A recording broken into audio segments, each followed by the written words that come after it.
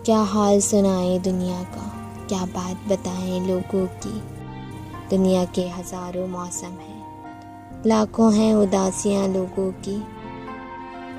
कुछ लोग कहानी होते हैं दुनिया को सुनाने के काबिल, कुछ लोग निशानी होते हैं बस दिल में छुपाने के काबिल।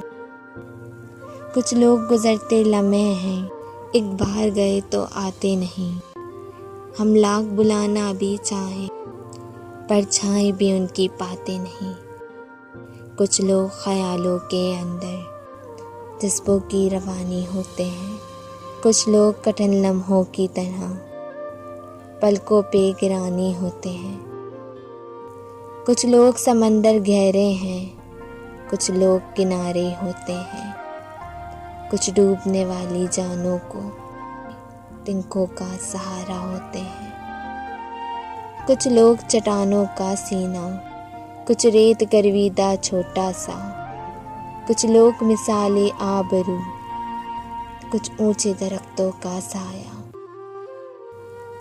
कुछ लोग चिरागों की सूरत राहों में उजाला करते हैं, कुछ लोग अंधेरों की कलक चेहरे पे उछला करते हैं।